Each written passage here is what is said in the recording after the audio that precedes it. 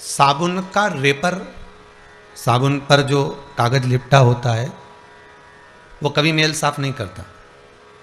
करता है क्या? नहीं। साबुन में जो कलर डलता है वो कलर मेल साफ करता है क्या? नहीं करता। साबुन में जो सुगंध होती है वो मेल साफ करती है क्या? नहीं करती। अगर कुछ मान लो साफ कर भी रहा है तो वो जो साबुन के अंदर जो कास्टिक मिलाया जाता है, साबुन के अंदर जो कास्टिकता डाली जाती है, बस वही कास्टिक मेल को साफ करती है। उसी तरह यदि हम मनुष्य की देह धारण करें हैं, मानव का शरीर मिला हुआ है, और हम विचार करें कि हम खूब जोरदार वस्त्र पहन लें तो इससे परमात्मा मिल जाएगा, तो ये नहीं हो सकता। हम खूब लंबे बाल बढ़ा लें इससे भगवान मिल जाएगा, तो उससे भी परमात्मा नहीं मिलता। हम घंटों तक तप साधना में बैठ जाएं तो भगवान मिल जाएगा, तो उससे भी भगवान नहीं मिलता, उससे भी परमात्मा प्राप्त नहीं। फिर हमने सोचा कि हम बहुत देर तक बैठकर हम कुछ ऐसा कर जाएं जिससे हमें भगवान प्राप्त हो जाए, तो भगवान उससे भी प्राप्त नहीं होता। भगवान को प्राप्त करने के लिए बस इस मन के भीतर, इस चित्तवृत्ति के भीतर हमें केवल एक निर्मल मन से, निर्मल चित्त से, निर्मल भक्ति से हमें भगवान को पुकारना। और जिस समय हम निर्मल मन से, निर्मल चित्त से, निर्मल भक्ति से उस परमात्मा को पुकारते हैं, हम भगवान को अगर बुलाते हैं तो परमात्मा हमारे सम्मुख में खड़ा मिलता।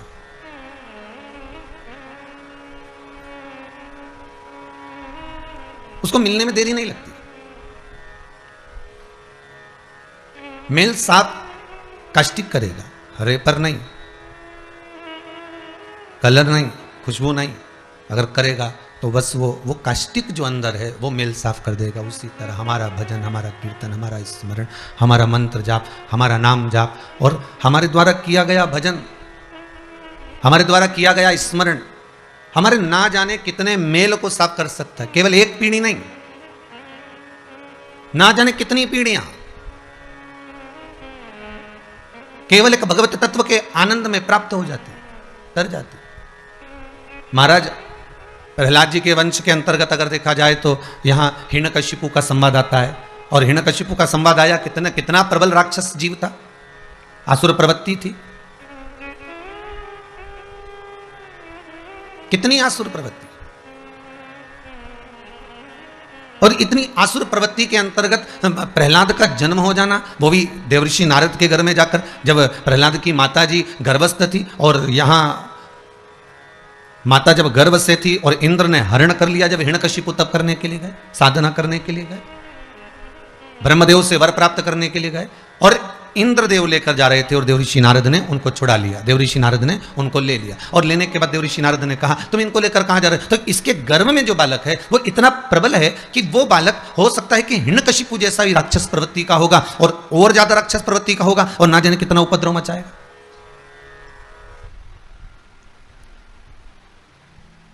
फिर ना जाने वो कितना उपद्रव कर दे, इसलिए इसको गर्भ में ही शांत कर दिया जाए, इसको गर्भ में ही मिटा दिया जाए। अब जरा विचार करिएगा, बहुत ध्यान दीजिए कथा की ओर। शिव महापुराण, आज श्रावण के महीने की शिवरात्रि है, बहुत ध्यान दीजिएगा। महाराज गर्भ में ही उसको मारने का विचार देवऋषि नारद के आ गया कि गर्भ में ही इस बालक को समाप्त कर दिया जाए, गर्भ में इस बालक को मार दिया जाए। और यदि वो गर्भ में मर गया, शांत हो गया, गर्भ में समाप्त हो गया, तो फिर जन्म ही ना लेगा, और जन्म जब नहीं लेगा तो फिर राक्षस उत्पन्न ही नहीं होगा, फिर राक्षस प्रवृत्ति फिर रही कहां?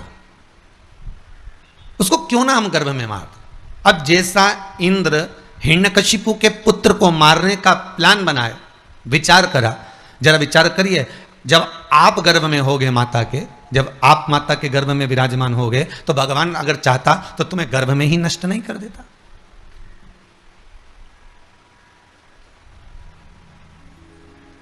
भगवान अगर चाहता तो गर्भ में नष्ट नहीं कर देता, पर उस परमात्मा ने गर्भ में नष्ट इसलिए नहीं करा क्योंकि प्रहलाद को भी इंद्र गर्भ में नष्ट कर रहे थे।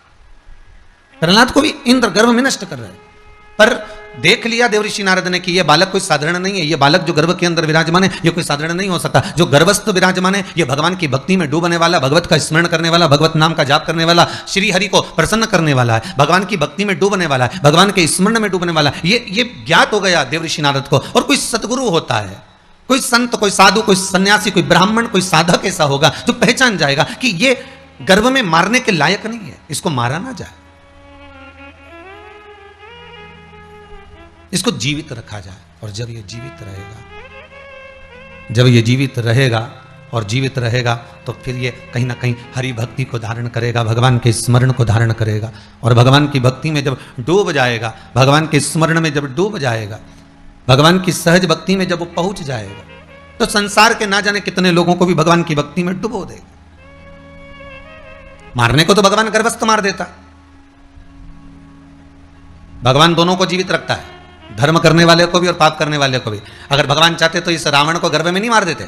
अरे बोलो तो, जितने लोग आस्था चैनल पर कथा सुन रहे हो, जितने फेसबुक यूट्यूब पर कथा सुन रहे हो, अगर भगवान पापी को मारना होता तो जन्म ही क्यों देता?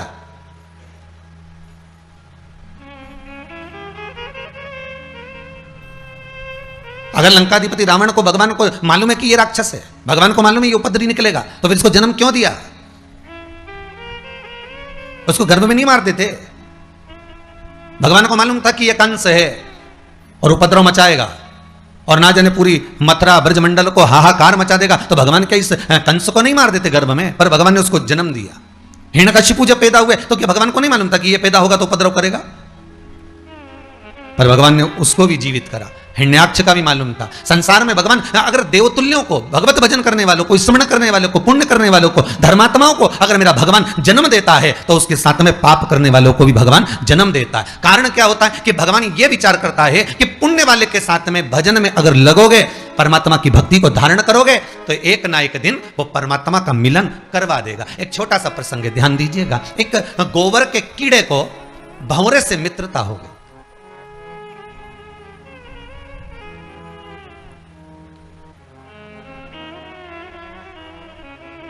अब वो गोबर में रहने वाला कीड़ा और मित्रता किससे करा है? भंवरे से। अब गोबर में रहने वाले कीड़े की मित्रता भंवरे से हो गई। अब भंवरे से हो गई तो दोनों में बड़ी बड़ी गहरी मित्रता हो गई, बड़ी प्रसन्नता हो गई, बड़ी मित्रता। एक दिन भंवरा बोला गोबर के कीड़े से, अरे भाई, हाँ मित्र बोल, क्या बात है? बस मेरा मन कहता है कि मुझे बहुत तेज भूख लग रही है। इतनी सी बात। गोबर के कीड़े ने कहा चला जा, जल्दी आ। तो क्या कहाँ हूं? तो भंवरे ने पूछा मैं कहाँ हूं? तो गोबर का कीड़ा काय में रहता था? अरे जम के तो बोलो, गोबर के अंदर। तो गोबर के कीड़े ने कहा जल्दी आ, मैं जहां रह रहा हूं मेरे साथ चल, अभी खिला देता हूं। और जैसे ही वो गोबर में भंवरा बैठा और उसके पंख सब गोबर में लथपथ हो गए, बेचारा खाने गया था भोजन और मालूम पड़े उसी में लथपथ हो गया। फिर उसका भाई, तेरे साथ में नहीं रह सकता, एक काम कर, तू मेरे साथ चल।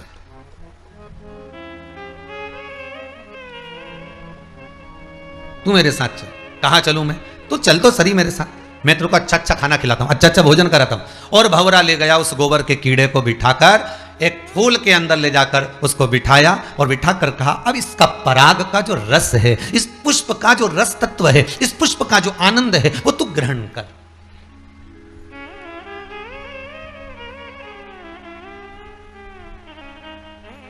और इस पुष्प का जब रस तत्व तू ग्रहण करेगा, उसमें जो खाने में आनंद आएगा, जो पाने में आनंद आएगा, जो तुझे सुख मिलेगा, वो सुख ही नहीं मिलेगा। अब वो जो गोबर का कीड़ा था वो फूल के अंदर बैठ गया। अब तो पहली बार तो इतनी जोरदार पार्टी मिली है।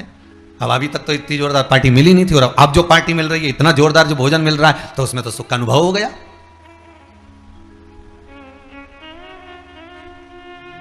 गोबर का कीड़ा इतना डूब गया भोजन में, इतना डूब गया कि धीरे धीरे धीरे धीरे वो पुष्प बंद हो गया और कीड़ा उसी में रह गया। भंवरा चले गया, भंवरा चले गया, कीड़ा उसमें डूब गया। गोबर का कीड़ा फूल में बंद है, पुष्प में बंद है। माली आया, सवेरे सवेरे पुष्प उतार कर ले गया। माली ने ले जाकर उस पुष्प को बाजार में रखा, वहां से कोई ब्राह्मण उस पुष्प को खरीद कर ले गया। ब्राह्मण उस पुष्प को लेकर गया, भगवान के चरणों में ले जाकर उस पुष्प को छोड़ दिया। अब वो कीड़ा भगवान के चरणों से निकला, भगवान के श्री विग्रह की ओर बढ़ा और भगवान के शरीर पर घूम रहा है। घूमने के बाद वो कीड़ा वापस फूल में जाकर बैठ गया और बैठने के बाद जब पुष्प को उठाया गया, निर्माल्य जब पुष्प हो गए, उनको जब उठाया, उठाने के बाद उसको ले जाकर फिर फूल को, जो उतरे हुए फूल होते हैं, उसको ले जाकर पंडित जी ने गंगा जी में डाल दिया। गंगा जी में डाला, जैसे ही वो गंगा में गया, जाते से ही गंगा के जल में तैर रहा था, ऊपर से भंवरा आ गया। भंवरे ने आकर कहा, मित्र क्या बात है, आज तू बड़ा प्रसन्न दिख रहा है। तो वो गोबर का कीड़ा कहता है कि मित्र बने तो तेरे जैसा बने, जिसने मुझे गोबर में से निकालकर पुष्प में ले जाकर रख दिया, पुष्प में से ले जाकर भगवान के चरणों में ले जाकर रख दिया, भगवान के चरणों में से ले जाकर गंगा के जल में ले जाकर रख दिया, ऐसा मित्र बने तो आपको अच्छी जगह ले जाकर रख दिया। अगर संसार में जन्म मिला है आपको, मृत्यु लोक में आप पैदा हुए हो, माता के गर्भ से अगर जन्म हो, और तो माता को, पिता को लज्जित मत करना, साथ उसी का देना जो सतमार्ग पर चल रहा।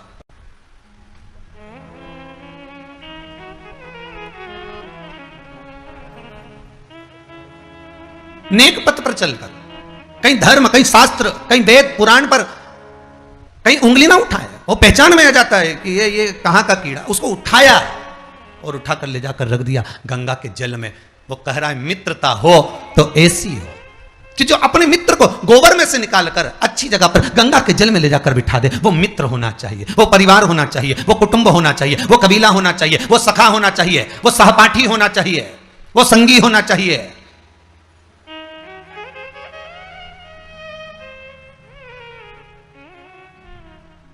गोबर में से निकालकर जो आपको भगवान के चरणारविंद तक ले जाकर छोड़ दे, गोबर में से निकालकर जो परमात्मा की चौखट तक ले जाकर छोड़ दे, गोबर में से निकालकर जो गंगा के दरवाजे पर ले जाकर छोड़ दे। दो तरह के मित्र होते हैं। एक मित्र हमेशा कहता रहता है, चल रहे महाकाल चलते हैं, चल रहे ओंकारेश्वर चलते हैं, चल रहे भीमा शंकर चलते हैं, चल रहे पताल महादेव चलते हैं, चल कुबेरेश्वर महादेव चलते हैं, चल चमत्कालेश्वर महादेव चलते हैं, चल मनकामेश्वर चलते हैं। वो बार बार तुमसे कह रहा है, अरे सावन का महीना चल रहा है, चल मंदिर चलते, महाकाल चलते हैं, ओंकारेश्वर चलते हैं, नर्मदा नहाएंगे, महाकाल का दर्शन करेंगे, छिपरा नहाकर बड़ा आनंद पाएंगे, गढ़कालिका का दर्शन करेंगे, भैरू का दर्शन करेंगे, सुंदरमा हरसिद्धि का दर्शन करेंगे। एक मित्र कह रहा है चल वहां चल, बार बार कह रहा है। और दूसरा मित्र कह रहा है, अरे चल तो सरी, उज्जैन चलेंगे, तुम्हारा जोरदार खूब भांग घुटती है, तो भांग पीकर आ जाएंगे। अब एक जा रहा है काय के लिए, चम के बोलिए जरा, दर्शन के लिए। दूसरा उसी उज्जैन में जा रहा है, उसी महाकाल की नगरी में जा रहा है, पर उसके विचार अलग है, उसकी सोच अलग है, उसकी बुद्धि, उसका विवेक अलग है। एक कह रहा है चल दर्शन करने ओमकारेश्वर, दूसरा कह रहा है रहने, अभी देखते हैं अगले सोमवार तक चलेंगे। अगला सोमवार है, फिर अभी बहुत सारा काम पड़ा है, अभी तो लॉकडाउन हटा बड़ी मुश्किल से, तो व्यापार चला है, अगले सोमवार चलेंगे। सावन पूरा निकल गया और श्रावण पूरा निकला, अब विचार आया कि एक काम करते हैं, अब अभी नहीं जा रहा, फिर बाद में देखा जाएगा, बाद में देखिए, विचार करा, फिर बाद में चलने का विचार। और तुमने दर्शन के लिए भाव रखा और भोजन के लिए भाव होता तो आज की जगह कल भोजन करूंगा, पत्नी से कह दो, पत्नी से कहना अगले सोमवार भोजन करूंगा, फिर अगले सोमवार के अगले सोमवार करूंगा। भोजन के लिए तो 1 मिनट की देरी नहीं होती, व्यसन के लिए 1 मिनट की देरी नहीं होती, श्रृंगार के लिए 1 मिनट की देरी नहीं होती। केवल अगर होता है तो परमात्मा के दर्शन में, परमात्मा को पाने में, परमात्मा की हाजिरी में, परमात्मा को प्राप्त करने में हम देरी कर देते हैं। परमात्मा मित्र ऐसा बनाओ, सखा ऐसा बनाओ, दोस्त ऐसा बनाओ, सहपाठी ऐसा बनाओ, परिवार ऐसा बनाओ जिस परिवार के अंतर्गत परमात्मा को भी लगे कि मैं इसको जन्म दूंगा, तो जन्म देने के बाद ये भगवान की भक्ति में लग जाएगा। भगवान को मालूम है तुम्हारे जन्म के बाद तुम्हें क्या करना। एक चोर पानी बहुत तेज आ रहा था, संत की कुटिया में आ गए। संत की कुटिया में जैसे चोर आए, आते सी चोर ने संत की कुटिया में आते सी संत ने पूछ लिया, कौन हो तुम, कौन हो? चोर ने कहा मैं चोर हूं, मेरे पास चोरी का सामान है। संत ने कहा चलो बाहर निकलो, हमारे आश्रम में रहोगे, चोरी कर आ रहे हो, चोरी का सामान लेकर आ रहे हो, चलो निकलो यहां से बाहर। और संत ने उसको धक्का देकर बाहर निकाला। पानी बहुत तेज आ रहा था, उस जलवृष्टि में वो गीला हो रहा था, कांप रहा था, ठंड सी लग रही थी उसको, पानी में गीला हो रहा है, कांप रहा है, दांतुड़ी बज रही है, उसके दांतों में से आवाज आ रही है। संत अंदर आ गए, दरवाजा बंद कर लिया, अंदर आकर संत माला लेकर बैठ गए, साधु माला लेकर बैठ गए, तपस्वी माला लेकर बैठ गए, सन्यासी माला लेकर बैठ गए। इतने में आकाशवाणी हो गई और आकाशवाणी होकर कहा, अरे ओ संत, तुझे तो आज मालूम पड़ा कि ये चोर है, मुझे तो माता के गर्भ में था तब मालूम था कि ये चोर बनेगा। मैंने फिर भी जन्म दिया, और माता के गर्भ से उसको प्रविष्ट करा, तो तू अपनी कुटिया से क्यों बाहर निकाल रहा है? मुझे तो पहले से मालूम है, माता के गर्भ से बच्चे की जब नाल कटती है, बच्चा जब जन्म लेता है, माता के गर्भ से जब बालक जन्म लेता है, बालिका जब जन्म लेती है, माता के गर्भ से जब बच्चा जन्म लेता है, नाल कटते से उसका भाग्य लिख दिया जाता है कि ये क्या बनेगा, क्या करेगा, मृत्यु लोक में जाकर कितना इसको भजन करना है, कितना दान करना है, कितना पुण्य करना है, कितना सत्कर्म करना है, कितना नाम जाप करना है, कितना मंत्र जाप करना है, कितनी निंदा करना है, कितनी चुगली करना है, कितनी बुराई करना है, उसके लेख पर लिख दिया जाता है कि इसको इस समय पर इतनी बुराई करना ही पड़ेगी, इसको इस समय पर इतना भजन करना ही पड़ेगा। और जब उसके भाग्य में लिख दिया गया, उसके भाग्य में जब लिखा गया, तो फिर उसको वो करना ही है, चाहे तुम कितनी 7 ताले में बंद कर दो तो भी वो करेगा, तो भी करेगा। भगवान को मालूम था, जन्म देने के पहले भगवान जब गर्भ में रखा आपको, हमको, चाहे आप हो, जितने आस्था चैनल पर कथा को श्रवण कर रहे हैं, जितने फेसबुक यूट्यूब पर कथा सुन रहे हैं, चाहे वो सुन रहे हो ना सुन रहे हो, चाहे वो कहीं बैठकर कथा का रसतत्व ग्रहण कर रहे हैं, उस परमात्मा को अपने जन्म के पहले मालूम था कि ये क्या करेगा, ये निंदा करेगा कि भजन करेगा, ये स्मरण करेगा कि भक्ति करेगा, ये भोजन करेगा कि भजन करेगा, ये व्यापार करेगा कि नौकरी करेगा, ये सब परमात्मा को मालूम। आपको नहीं, परमात्मा को सब मालूम। यशोदा जी की गोद में भगवान कृष्ण को जब देखा गया, यशोदा जी की गोद में जब लाला को देखा गया, महाकाल राजा ने, मेरे भगवान भूत अधिपति भूतेश्वर मेरे शिव ने कहा कि इसके मस्तक पर काल मंडरा रहा है, इसके मस्तक पर काल मंडरा रहा है, ये कह दिया।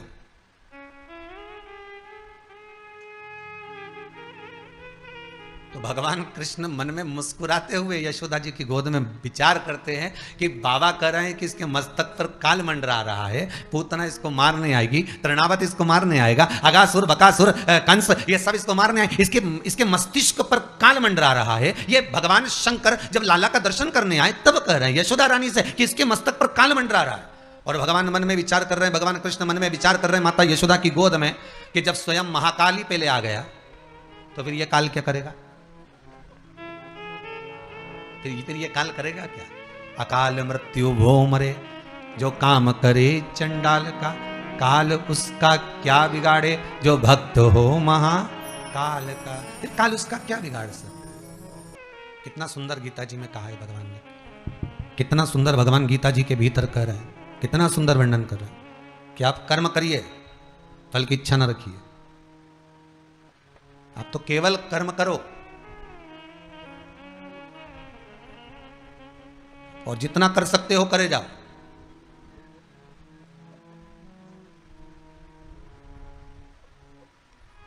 जिस पल, जिस घड़ी, जिस क्षण आपको लगे कि अब मैं कर्म करते करते हार गया, थक गया, अब मेरे बस का कुछ भी नहीं रहा, तब फिर विचार कर लेना। पर कर्म से पीछे मत हटना,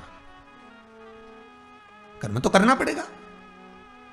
पूर्व के कर्म को काटने के लिए मृत्यु लोक में आकर हमें कर्म करना ही है।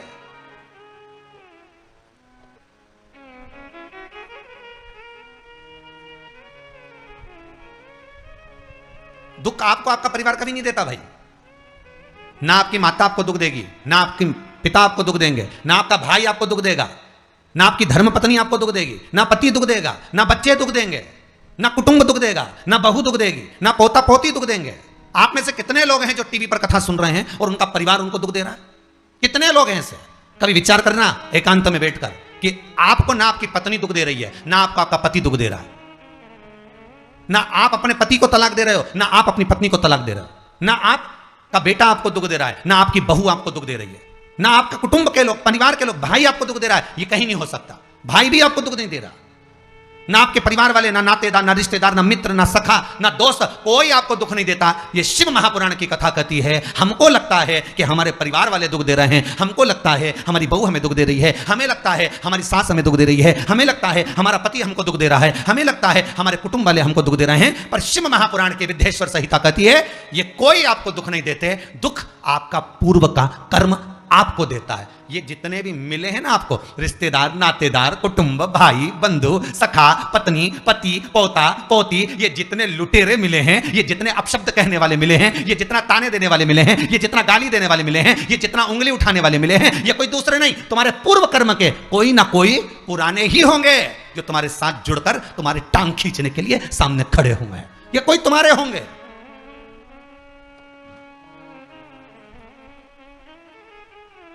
तो ये सब दिमाग से निकाल दीजिए आप, आपके ये चित्तवृत्ति बुद्धि से ये बात सब निकाल दो। जितने लोग कथा सुन रहे हैं ना, अपनी बुद्धि से निकाल देना कि मेरी बहू मुझे गाली दे रही है। हाँ, तूने किसी गाय को रोटी नहीं दी और दी भी होगी, दूसरी बार गाय आ गई होगी तो डंडा मार के भगा दिया, वही बहू आई है, वाणी के डंडे कुदा रही है।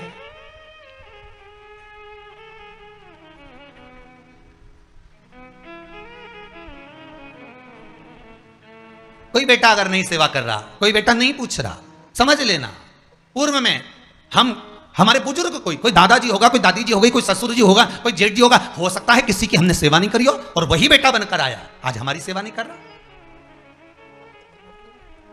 मत बुरे कर्म कर बंदे वरना पछताएगा, भगवान की आंखों से तो बच नहीं पाएगा, तू बच नहीं पाएगा।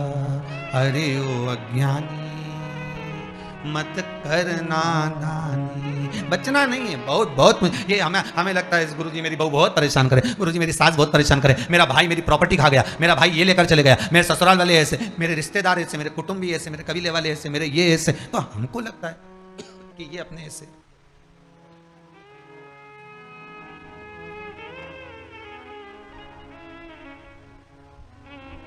हमको लग रहा है कि ये हमारे ऐसे हैं, हमारे को लूट रहे हैं, हमको ऐसा परेशान कर रहे हैं, हमको ऐसा कर रहे हैं, पर नहीं भाई। शिव महापुराण की कथा कहती है कोई हमको कष्ट नहीं देता। एक बार पहले भी कथा में कहा, आज फिर कह रहे हैं आपको महाराज, फिर कह रहे हैं, आज फिर कह रहे हैं।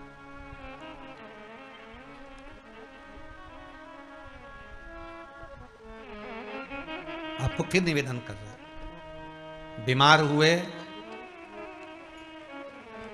देवास में, बीमार हुए भोपाल में, बीमार हुए सीहोर में, बीमार हुए कहीं, डॉक्टर को दिखाने जा रहे हैं इंदौर, डॉक्टर को दिखाने जा रहे हैं भोपाल, डॉक्टर को दिखाने जा रहे हैं देवास, मुंबई, पुणे, जहाँ तहाँ हम डॉक्टर को दिखाने के लिए जा रहे हैं। वहाँ हॉस्पिटल में हमने सुई लगवाई, इंजेक्शन लगवाया, वहीं से कहीं कुछ चीरा फाड़ी कर दी, ऑपरेशन कर दिया।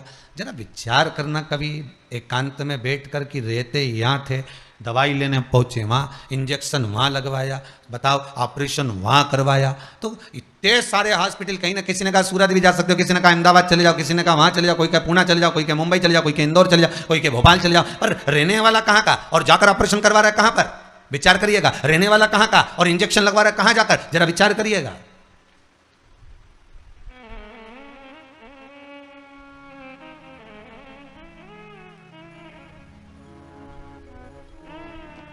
और कितने डॉक्टर, ऑपरेशन करने वाला कोई विशेष, कितनी डॉक्टर सिस्टर, इंजेक्शन लगाने वाली लगाने वाली कोई विशेष वहां बैठी है, उसको तुम नहीं पहचानते, वो आपको नहीं पहचानते। अभी अभी कोरोना का टीका लगवाया होगा, वैक्सीन लगवाई होगी, इंजेक्शन लगवाया होगा, कोरोना महामारी का लगवाया सबने। अब लगवाया तो उसमें आपके मन में विचार तो आएगा, ना तो हम इस सिस्टर को पहचानते, ना हम इस डॉक्टर को पहचानते, गए और सुई लगवा के आ गए, पर उसने हमको कष्ट तो दिया, भले वो थोड़ा सा चुभाया पर कष्ट तो मिला। पर विचार करा कि ये क्यों मिली, कारण क्या था, इसी ने क्यों चुभाया। हो सकता है पूर्व में तुमने भी इसको कोई कष्ट दिया होगा, हिसाब बराबर करने के लिए यहां लाके छोड़ दिया।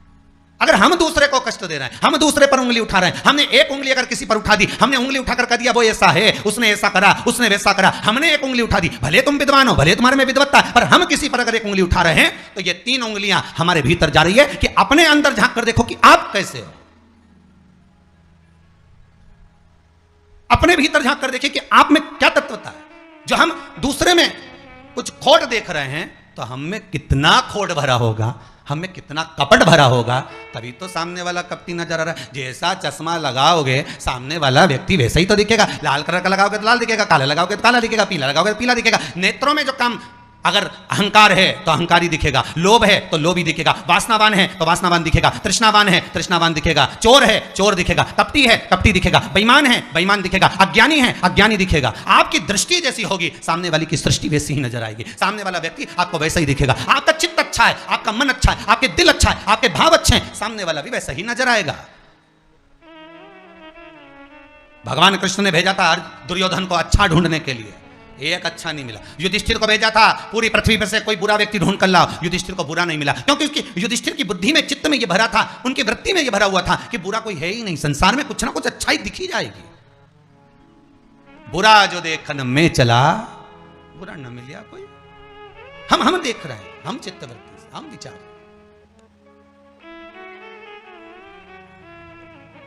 कौन ना बहू बुरी है, फिर निवेदन करूंगा, ना सास बुरी है, ना बेटा बुरा, ना बहू बुरी, ना ही ये पूरा संसार बुरा, सब अच्छे हैं।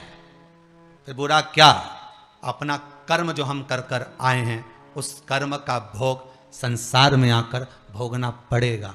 एक रोटी भी हमको खाने को मिल रही है तो हमारे पूर्व के किए हुए कर्म के अनुसार मिल रही है। दुख भी अगर हमको मिल रहा है तो हमारे पूर्व के कर्म के अनुसार मिल रहा है। सुख भी मिल रहा है तो हमारे पूर्व के कर्म के अनुसार मिल रहा है। हम जैसा कर्म करें उसके अनुसार हमें फल मिल रहा है। घर में 4 बहुएं होती हैं, 5 बहू होती है, 6 बहू होती है।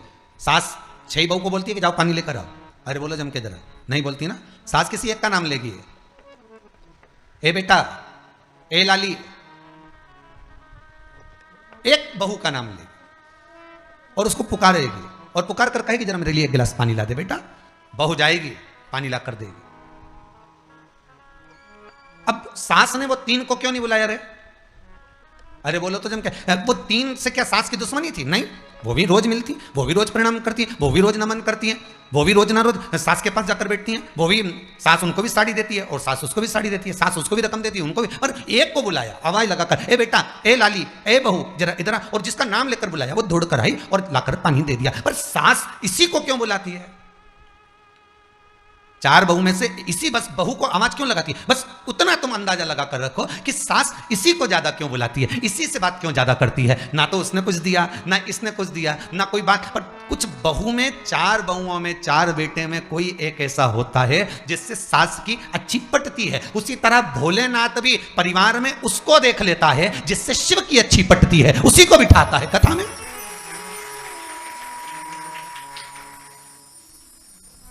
उसी को तो कथा में बिठाएगा शंकर, उसी को तो आस्था चैनल के सामने कथा श्रवण कराएगा। ऑनलाइन कथा सुनवा रहा है, मंदिर लेकर जा रहा है, देवालय लेकर जा रहा है, पूजन करवा रहा है, अर्चना करवा रहा है, नाम जाप करवा रहा है, नाम कीर्तन करवा रहा है। क्यों? किसी एक को शंकर ने पकड़ लिया तुम्हारे परिवार में से, बहू को, बेटी को, माता को, पिता को। कई बार पुरुष लोग भी शिव पुराण की भक्ति में डूबे रहते हैं, मोबाइल में देखते हैं, कहीं दुकान पर जाकर देखते हैं। कई माताएं ऐसी होती हैं जिनका मन नहीं लगता कथा में, वो जाकर सो जाती हैं। और कई बहुएं ऐसी होती हैं, माताएं ऐसी होती हैं कि वो भक्ति में लगी रहती है, पुरुष नहीं लग पाता। और किसी एक को भगवान शंकर ने पकड़ कर रखा है कि ये मेरा जीव है, ये मेरा अपना है, और ये मेरा अपना है, इसलिए मेरी भक्ति में ये लगेगा तो ना जाने कितनी पीढ़ी को एक बार में तार देगा। भगवान जन्म को ऐसा देता है कि ये भक्ति में लगे और 71 पीढ़ी को तार दे, 7 पीढ़ियों को तार दे। भगवान शिव भी वही करता है, अपनी भक्ति में उसको डुबो कर रखता है जो भक्ति में कई पीढ़ियों को पार लगा सके। प्रहलाद गर्भ में, प्रहलाद के कितने भाई थे? सब प्रहलाद जैसे निकले क्या? नहीं, पर भगवान ने कहा इसको जीवित रखो क्योंकि भक्ति में डूबे हुए हो। आपके जन्म का कारण केवल एक है। आज तक संसार वालों को यह नहीं मालूम कि हम पैदा ही क्यों हुए। केवल बुराई करने के लिए, केवल निंदा करने के लिए, केवल चुगली करने के लिए, केवल कपट करने के लिए, कभी केवल बेईमानी करने के लिए, केवल धन कमाने के लिए, केवल भोग भोगने के लिए। हमारे पैदा होने का कारण क्या है? पैदा होने का केवल एक कारण है कि संसार में अगर जन्म लिया है तो भगवान का भजन करना है। मृत्यु लोक में अगर आए हो तो नाम जाप करना।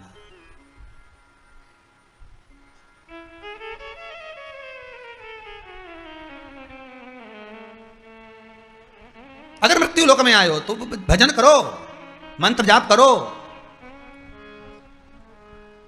अरे मौका मिला है, उस स्मरण में डूबो।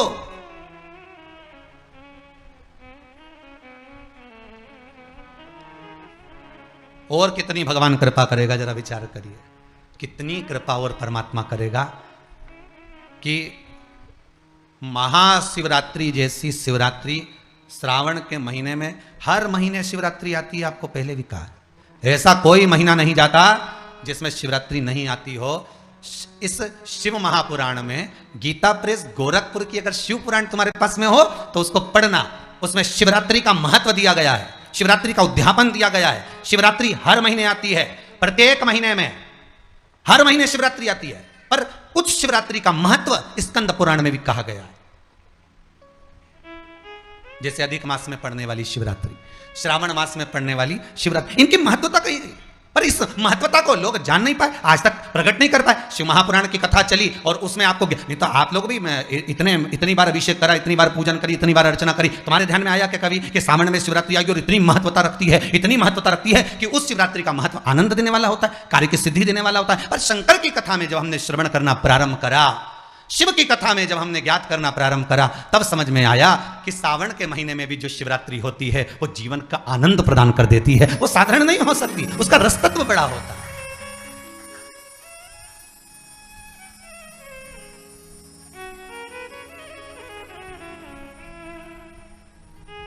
एक विपिन जोशी रऊ से है, नाम है उनका विपिन जोशी, रऊ के हैं। उस बच्चे ने एक मैसेज करा है,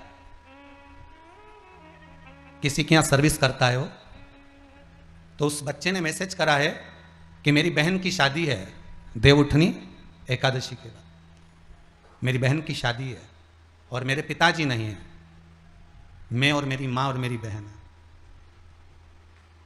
मेरी माँ दूसरे के यहाँ खाना बनाने जाती है, कभी हम लोग टिफिन भी दे देते हैं, पर अभी लॉकडाउन में ना टिफिन चल रहे हैं ना भोजन चल रहा है। बड़ी दुखी थे हम, बहन की शादी सिर पर है, पैसे की व्यवस्था नहीं, किराए के मकान में हम रहते हैं। मैंने उस बालक को, हमने आशीष जी से कहा है कि उसको कहना कि तुम्हारा फोटो भी जरूर डालना, तुम्हारी क्लिपिंग भी जरूर डालना। वो लिख कर भेजा है कि ये शिवरात्रि जो सावन के महीने में आई है, मेरी माँ ने मुझसे कहा कि तू एक काम कर, मिट्टी के पैकेट बना ले, सफ़ेद मिट्टी, पीली मिट्टी, लाल मिट्टी, काली मिट्टी, और थोड़ा थोड़ा कमल गट्टा, थोड़ी काली मिर्ची रखकर उसका पैकेट बना ले। मैं धन्यवाद लिखकर भेजता हूँ कि मेरी बहन की शादी की व्यवस्था शंकर ने आज ही कर दी है। यह फिर प्रभु की कृपा। मैं इंतजार कर रहा हूं कि कैसे व्यवस्था होगी, शिव करने वाला है। मेरी मां का इस शिव महापुराण के प्रति जो विश्वास है वो जागृत हो गया। आज पूरे विश्व में, पूरे भारत की भूमि ही नहीं, देश ही नहीं, विदेश में भी आज की शिवरात्रि की धूम मची हुई है। हर साल सावन आया, पहले भी कितने सावन निकल गए, पर मालूम शिवपुराण शिवरात्रि आए सावन के महीने में आती भी तो निकल जाती, किसको मालूम, कौन बताए, किसको अज्ञात। और आज शिवरात्रि आई, पूरे विश्व में ऐसा लग रहा है कि जैसे दिवाली आ गई। पूजन की तैयारी ने लोग मिट्टी खरीदे, ने सामान खरीदे, ने गुलाब का फूल। अखबारों में आ गया कि 2 दिन में गुलाब के फूल की कीमत 4 गुनी हो गई।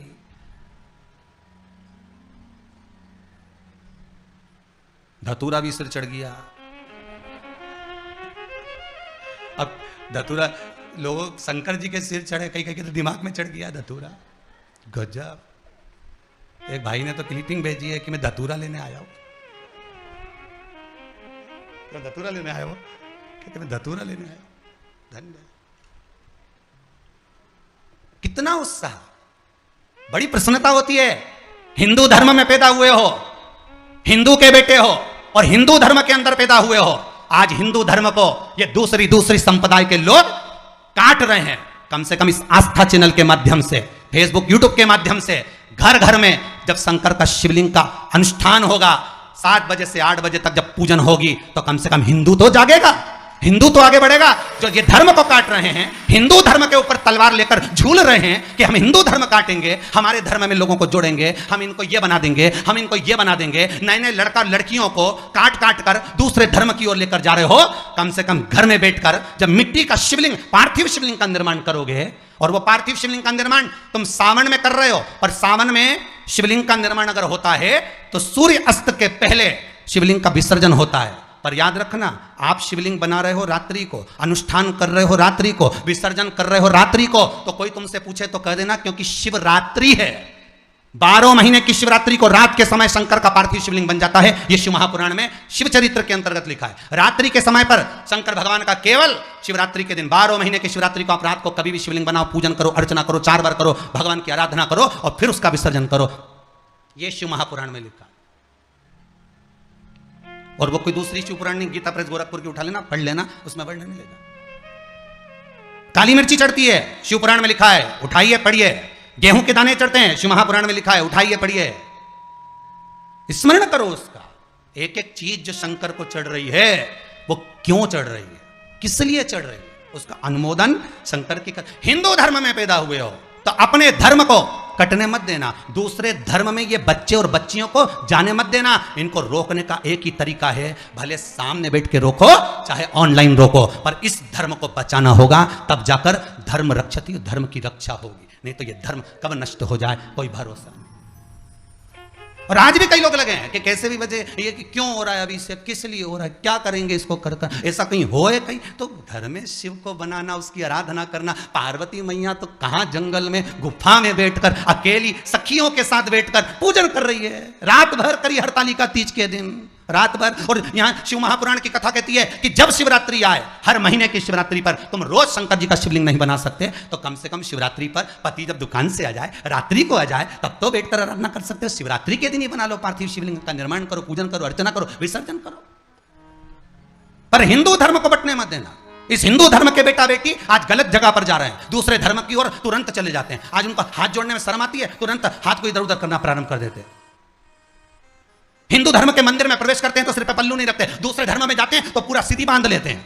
ये हिंदू धर्म के बेटा बेटी जब गलत जगह पर जा रहे हैं तो देरी नहीं करना हमको। ऐसे कई शिवरात्रि पर ऑनलाइन पूजन हो सकती है, एक शिवरात्रि क्या अन्य भी शिवरात्रि पर हो सकती है, पर हिंदू धर्म को डूबने नहीं दूंगा, ये विश्वास रखिएगा।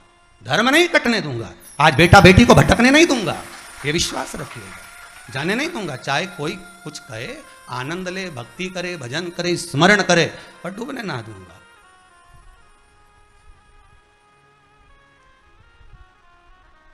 भक्ति के बल पर आनंद पाओ, सुख पाओ। हर हर महादेव, घर घर महादेव, हर घर में शंकर, हर घर में शिव, हर घर में शिवरात्रि का अनुमोदन है। ये शिवरात्रि है, मूल आनंद पाओ। ये वो सुख देने वाली, आनंद देने वाली। महाराज शिव पुराण कह रहे हैं कर्म के अनुसार हमको फल मिला। एक बार जब कद्रू और वीनता, नागों की माता कद्रू और वीनता, इन दोनों में शर्त लग गई। और शर्त लगी क्या कि ये सूर्य नारायण भगवान के जो रथ का घोड़ा है और घोड़े की जो पूंछ है वो सफेद, घोड़ा सफेद तो पूंछ भी सफेद, और कद्रू ने कह दिया काली है और वीनता करी सफेद, और उन दोनों में क्लेश मच गए। दोनों आ गया महाराज, सर्पों ने जाकर लपेट भी लिया। कितना सुंदर संवाद है महाराज जी, बहुत ध्यान दीजिएगा।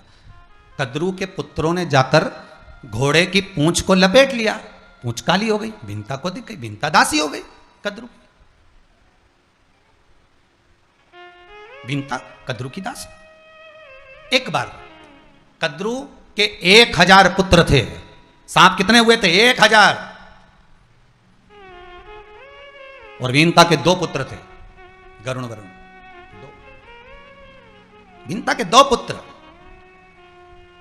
और ये कच्छा बाबा की जो 2 धर्म पत्नियां, ये बड़ी विचित्र भगवत स्मरण का फल तत्व जानने वाली थी, कोई साधारण नहीं थी महाराज। और दोनों से जो पुत्र हुए वो कोई साधारण नहीं है। एक भगवान विष्णु की सेवा में लगे हैं, इसके भी पुत्र, कद्रू के भी, एक शिव के गले में पड़े, कद्रू के भी पुत्र, और इधर वीनता के पुत्र गरुण और वरुण, ये भी दोनों भगवान की सेवा में लगे। गरुण भी भगवान की सेवा में, वरुण भी भगवान की सेवा में। दोनों के पुत्र कोई साधारण होंगे? शिव भक्ति है, भगवान का स्मरण है।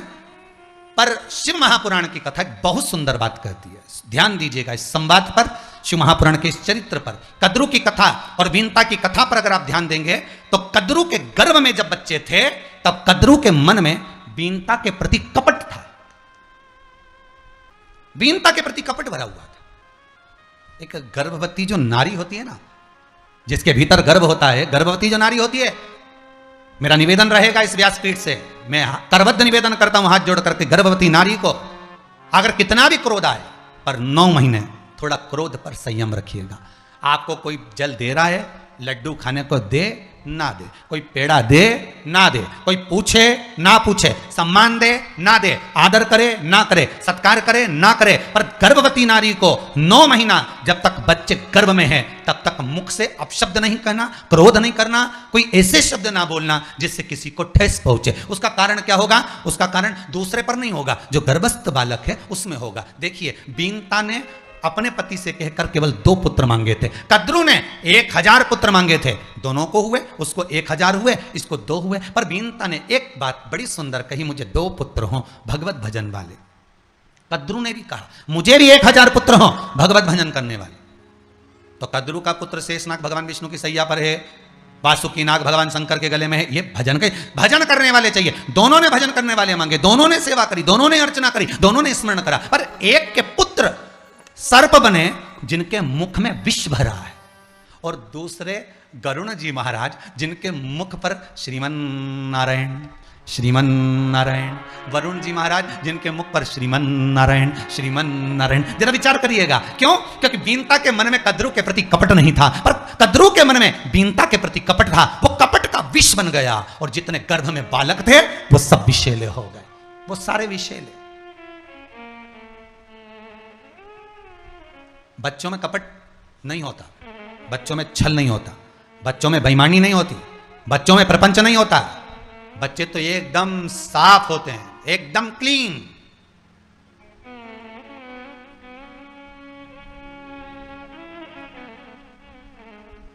बच्चे एकदम साफ हैं, एकदम क्लीन।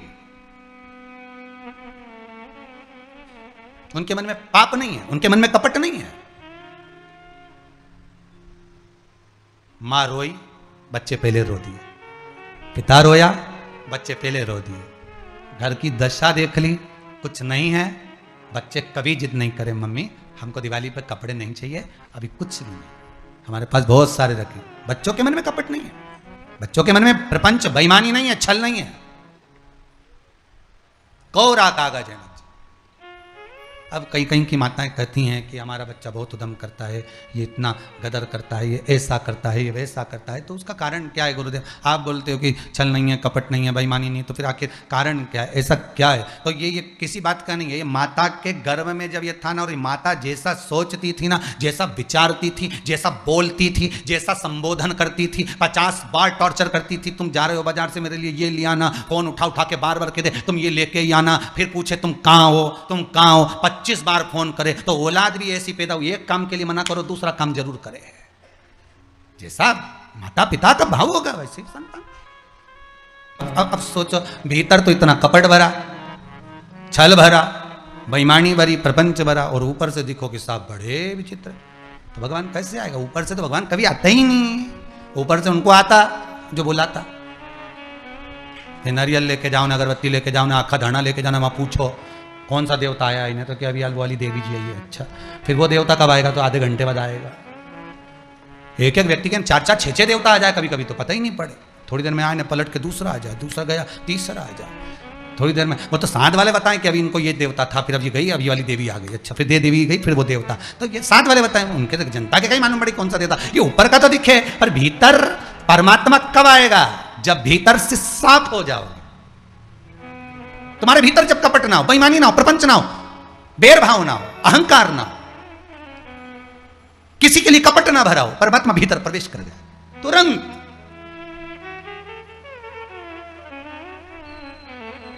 बाहर से देवता आता है तो बाहर का शरीर हिलता है, और भीतर से देवता आता है तो मन हिलता है। और ये बाहर का शरीर हिलना जरूरी नहीं है, मन हिलना जरूरी है। आत्मा जब हिल जाए भगवान की भक्ति में, नैनों से अश्रु बह रहे, शुद्ध नहीं, खाना पीना छोड़, एक बार कुबेरेश्वर धाम जाना, एक बार काशी जाना, एक बार उज्जैनी जाना, मन में उत्सुकता, उमंगता, आनंदता समाहित हो रही, मुझे जाना है।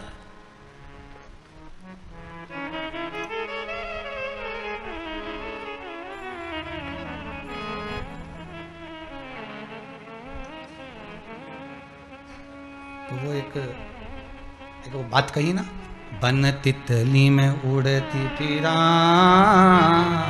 भोलेनाथ तेरी काशी में।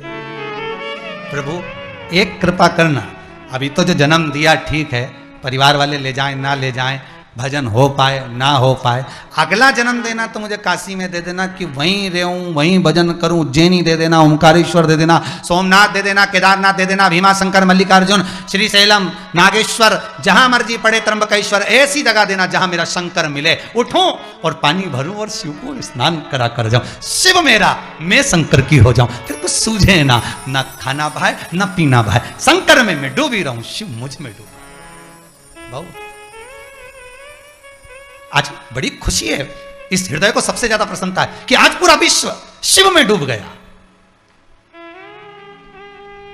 7 बजे की तैयारी सुबह से चालू है, इंतजार हो रहा है 7 बजे। 25 बार फोन लगा दिया, 6 बजे आ जाना।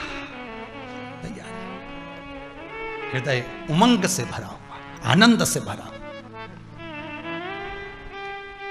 ईमानदारी की बात कहें, कभी मौका मिले तो आपके घर में अगर शिव पुराण हो तो शिवरात्रि प्रसंग को अवश्य पढ़ना, सुनना, धारण करना। गीता प्रेस गोरखपुर की शिव महापुराण मंगाकर उसको पढ़ना, उसमें लिखा है शिवरात्रि के दिन शंकर के शिवलिंग का जब निर्माण किया जाता है, गृह में, घर के अंदर जब पार्थिव शिवलिंग का निर्माण करते हैं तो उस मट्टी के एक एक कण में कोई दूसरा नहीं रहता।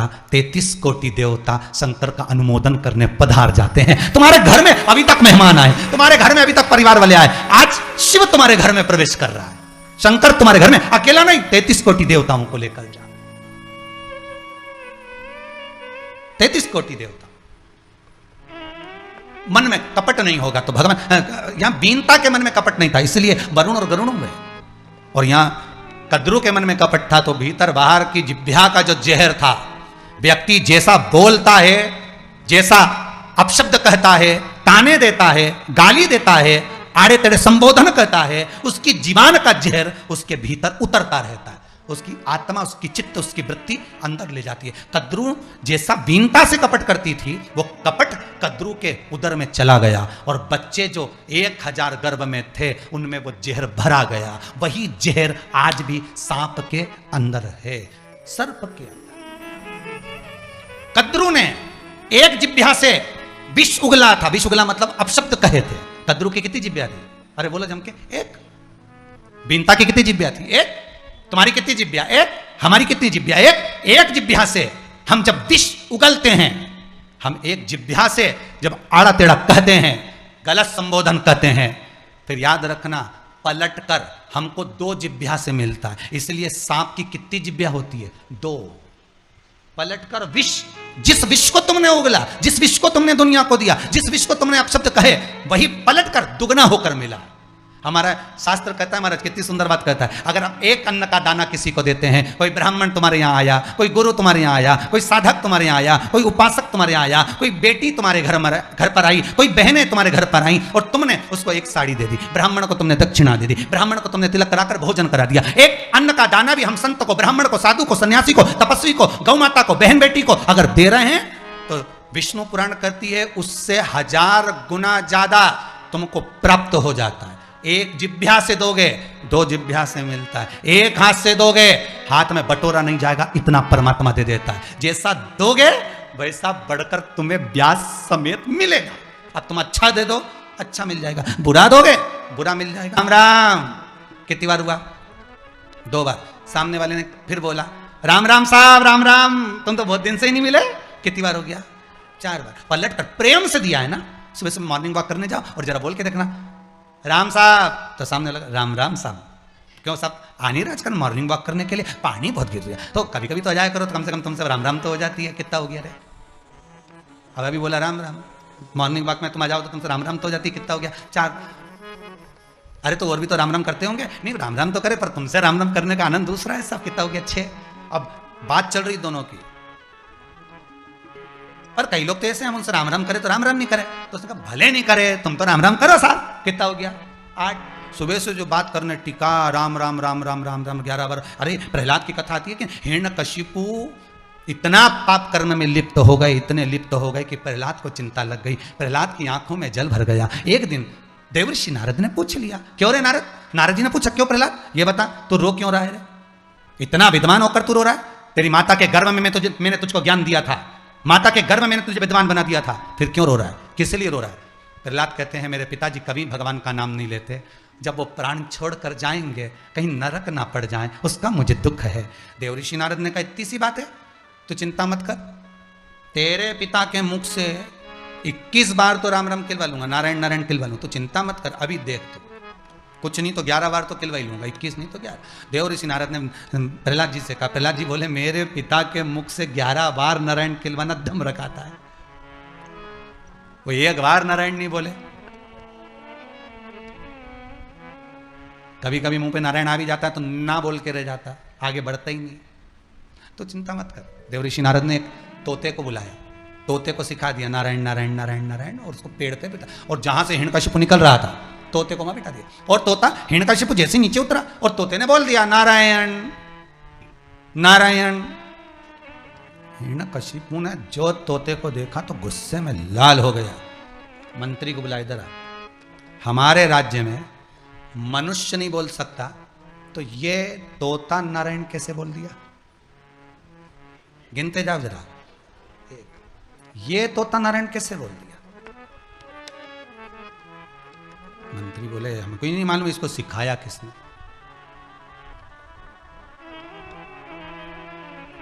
कल तक अगर इस तोते ने नारायण बोलना बंद नहीं करा तो तेरे प्राण हर लूंगा। गिनते जा, बस घर गया, गुस्से में लाल, तन्न फन हो रहा। पत्नी ने पूछ लिया आज तुम्हारा क्रोध दिख रहा है, क्या हुआ क्या, ये तो बताओ। जिस नारी ने प्रहलाद को गर्भ में रखा होगा वो मां कैसी होगी, विचार करिएगा।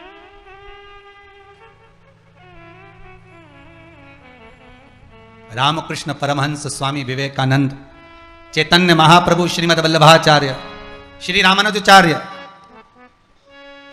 तुकाराम जी, मीराबाई, कर्माबाई, नरसिंह मेहता, नामदेव, ध्रुव, प्रहलाद को जिन माओं ने जन्म दिया होगा वो मां कैसी होगी, कभी विचार करिएगा। जिन्होंने ऐसे ऐसे विद्वानों को जन्म दिया है वो माता कैसी होगी, उसका संस्कार कितना प्रबल होगा।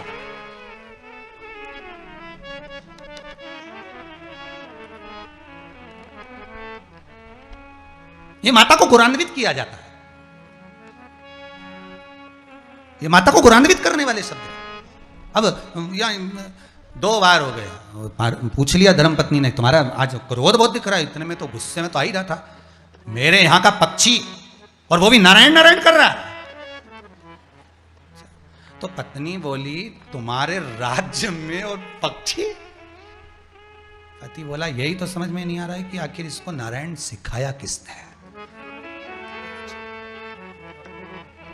चलो अच्छा जाने दो, फालतू की बात मत करो, तुम तो चलो भोजन करो, टेंशन मत लो, चलो भोजन करो। पत्नी ने भोजन कराया। अब हिरण्यकशिपु की पत्नी पंखा झेल रही, वो तो हिरण्यकशिपु की पुराने जमाने की माताएं थी जो पंखा झेलती थी, आज के जमाने में तो पत्नियां पति की बात नहीं झेले, तो पंखा झेलने की तो जान दो।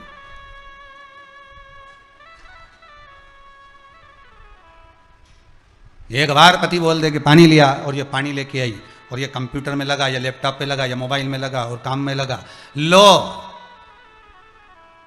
पति काम में लगा नहीं, लो, नहीं सुना, फिर तो ये टेबल पे धरे, ये रखा है, नौकर नहीं है, वो जाए।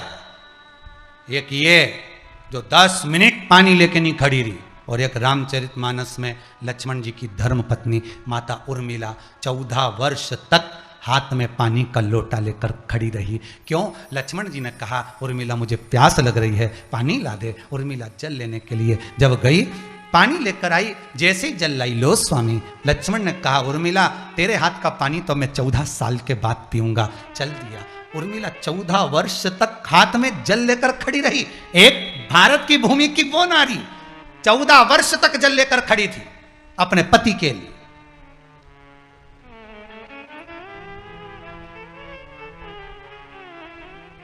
चौदह साल इंतजार करी। आज के जमाने में तो एक व्यक्ति को फोन लगा और फोन नहीं उठाए तो 2 मिनट का इंतजार नहीं हो। कितनी देर से लगा रही हो, तू उठा ही नहीं रही है।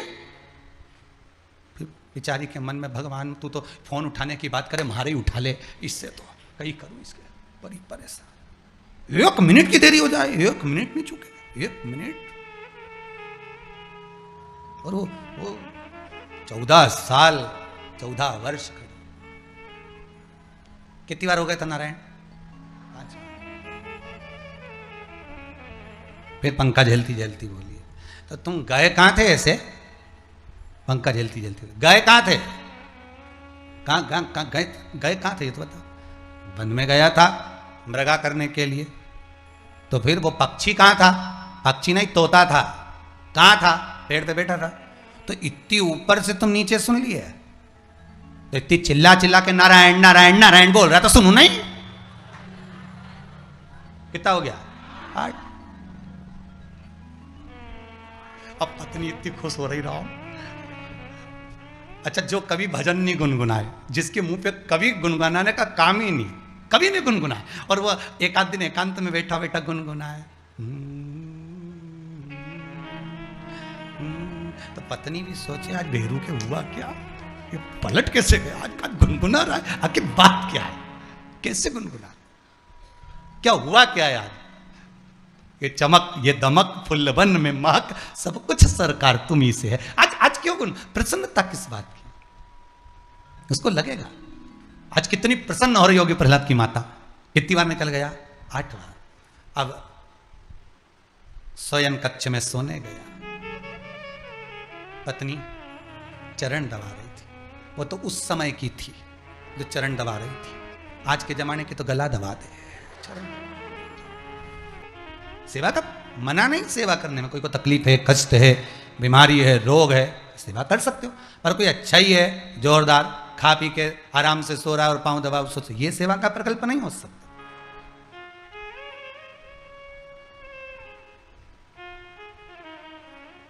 ये सेवा का प्रकल्प नहीं होगा। अब पत्नी प्रहलाद जी की माता पति के चरण दबा रहे, और दबाते दबाते फिर बोल दिया स्वामी स्वामी। स्वामी बोले बोलो क्या बात है? पर मेरे को आज बड़ी बेचैनी हो रही है। अच्छा क्या हो गया? बस मेरे को आश्चर्य इस बात का हो रहा है कि ये तुमने वो तोता कैसे मिल गया और उसने आपको बोल भी दिया। देख तेरे हाथ जोड़ रहा हूं, अगर अब नारायण का नाम लिया तो तुझे छोड़ दूंगा। कितने हो गए? 9। पत्नी सो गई। रात्रि का दूसरा पहर, खूब जोरदार नींद लगी और उठते में उठ के चिल्ला दी, बचाओ बचाओ बचाओ। जैसी चिल्लाई पति ने कहा नारायण नारायण तो नहीं आ गया। 2 बार निकल गए, हो गए 11। पत्नी चैन की नींद सोई, अब जो होगा देखा जाएगा।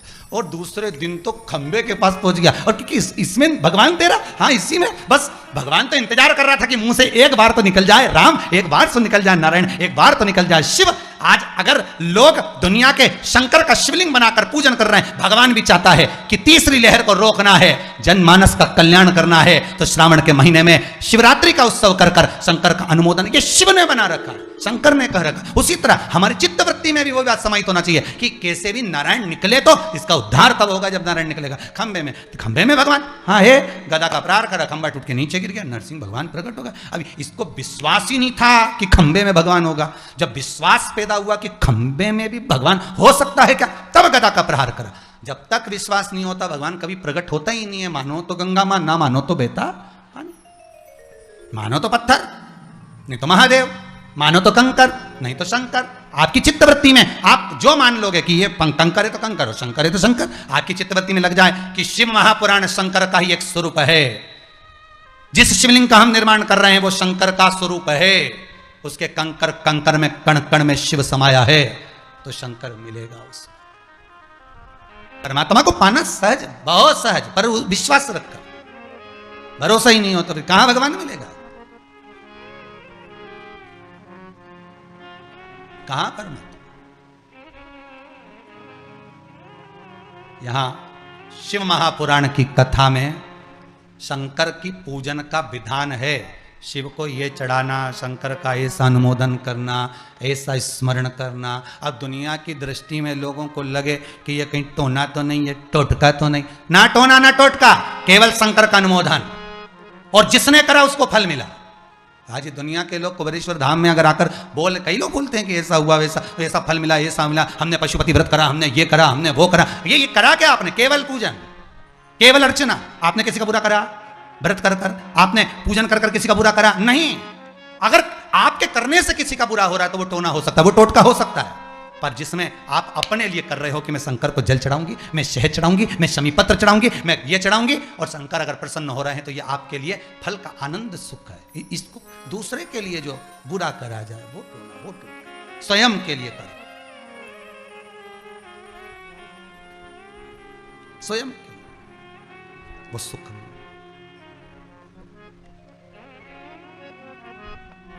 शिव पुराण कह रहे, शंकर का चरित्र कह रहा है, शिव का अनुमोदन कर रहा है। कद्रू की चित्तवृत्ति में थोड़ी सी अंदर जिह्वा पर वीनता के लिए अब शब्द हो गया, वो शब्द गया अपने पुत्र की। अब मन में आया कि गुरुदेव ये बताओ कि सबकी एक एक जीवान होती है, सांप की 2 जीवान कैसे? ये भी प्रसंग है महाराज जी। जिस समय पर वीनता देवी दासी बन गई कद्रू की, कद्रू कहती जाओ हमारी पादुका उठा कर लाओ, वो पादुका उठा कर लाती, जाओ हमारे वस्त्र लेकर जाओ धोकर लाइए, वो वस्त्र धोने चली जाती, फिर कहती जाओ ऐसा कर कराओ, वो ऐसा करना। 24 घंटे कद्रू वीनता से काम पर काम कराती। एक दिन श्री गरुण जी महाराज अपनी माता को लेने के लिए आए, माँ घर चलो, तुम्हारी याद आ रही है माँ, बहुत दिन हो जाते, कमरे में कक्ष में आप हमें स्नेह नहीं करती माँ, कभी अपने हस्त कमल हमारे मस्तक पर नहीं रखती माँ, माँ घर चलिए, घर चलो। वीनता जाने लगी, कद्रू ने चिल्लाकर आवाज लगाई, ए वीनता तुझे मालूम नहीं है कि अभी मैं विश्राम करूंगी तो मेरे शयन कक्ष की तैयारी तुझे करना है। वीनता ने कहा गरुण बेटा तुम चलो मैं आती हूं। रात्रि भर गरुण जी महाराज अपनी मां वीनता का इंतजार करते रहे, रात्रि भर वरुण और गरुण दोनों इंतजार कर रहे, पर वीनता नहीं आई। कई साल निकल गए, साथ वीनता आती नहीं, रात भर गरुण सोते नहीं, नैनों में नींद आती नहीं। एक दिन मन में आया, पूछा जाए मां से, मां तू रात भर सोती भी है कि नहीं सोती, विश्राम करती है कि नहीं करती मां, तुझे निंद्रा आती कि नहीं आती मां? पूछा वीनता से गरुण जी महाराज ने, मां तू सोती नहीं क्या, विश्राम नहीं करती क्या? वीनता कहती है रात्रि को मैं जब कद्रू का शयन कक्ष तैयार कर देती हूँ, कद्रू जब सोती है मैं उसके चरण दबा देती हूँ, चरणों में तेल लगा देती हूँ, कद्रू की नींद आ जाती है तो कद्रू मुझसे कहकर जाती है कि मेरे कक्ष के बाहर खड़ी रहना, सोना मती, विश्राम मत करना, मैं रात को आकर देखूंगी। सुबह फिर आती है, फिर मुझे काम में लगा देती है। 24 घंटे कद्रू वीनता से काम करवाती है, 24 घंटे। कई साल निकल गए वीनता के, कई साल, कई वर्ष निकल गए, कई वर्ष, सुख नहीं मिला। एक दिन गरुण जी ने वरुण जी से कहा, वरुण चल मेरे साथ, अपन दोनों चलते, दोनों की दोनों चलकर अपन कद्रू से पूछते हैं। माता कद्रू के पास में पहुंचे और माता कद्रू से जाकर निवेदन कहा, मां ए बड़ी मां, बड़ी मां गरुण तुम वरुण को लेकर आए हो, क्या बात है? आप दासी के पद से इसको मुक्त कर दो। कद्रू ने कहा दासी के पद से तो मैं मुक्त कर दूंगी, पर शर्त एक है। क्या? मेरे पुत्रों के लिए, मेरे लिए तुम्हें वैकुंठ से अमृत लाना पड़ेगा, अमृत का कलश लेकर आओ। जब तुम वैकुंठ से अमृत का कलश लेकर आओगे और वो अमृत का पान हम कर लेंगे, तब तुम्हारी माता को दास्य भाव से मुक्त कर देंगे। जाओ लेकर आओ। गरुण वरुण दोनों गए सीधे भगवान विष्णु के पास में। भगवान शेषनाग की सैया पर शयन करने वाले मेरे भगवान लक्ष्मी मैया चरण दबा रही हैं, चरणों को दबा रही। और आज गरुण जी महाराज प्रभु चरणारविंद में इतने रो दिए। आपको पहले कथा में कहा, अगर रोना है तो भगवान के सामने रोना, कुछ कहना है तो परमात्मा से कहना। जगत के सामने जाकर कहोगे, जगत आपका भाव नहीं जान सकता। कुछ कहने के लिए परमात्मा का होना जरूरी। आज ये खरगोन का अगर रघुवंशी परिवार कथा करवा रहा है तो इसके भीतर का भाव क्या है कि सर्व जगत का हित हो, संपूर्ण विश्व का कल्याण। माता पिता पूर्वज आदि आदि जितने भी पूर्व में रहे हैं, दादा हो दादी हो पूर्वज रहे हो, वो तो तरेंगे ही। अगर आप कथा करवा रहे हो, आप कथा सुन रहे हो, आप कथा का स्मरण कर रहे हो, तो वो तो तरना ही है। पर आपके भीतर का सुख भी तो देखिए।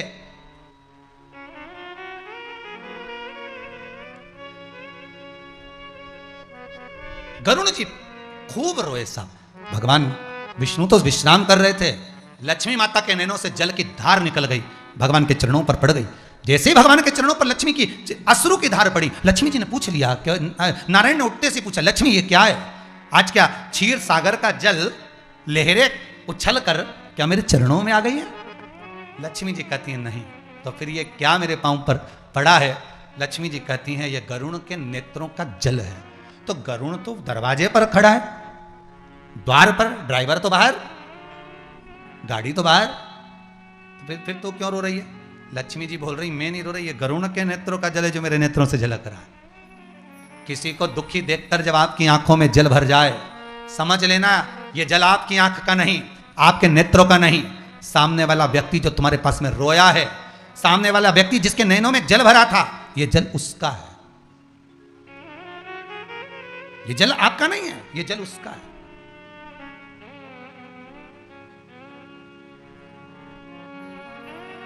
जब सामने वाला व्यक्ति आकर आपके सामने कोई खुशी की बात कर दे, बड़ी प्रसन्नता की बात करे, और आपका दिल भी खुश हो जाए, प्रसन्न हो जाए, आनंदित हो जाए, समझ लेना ये खुशी आपकी नहीं है, ये उसकी है, उसने आपको दी है, ये उसने प्रदान करी है।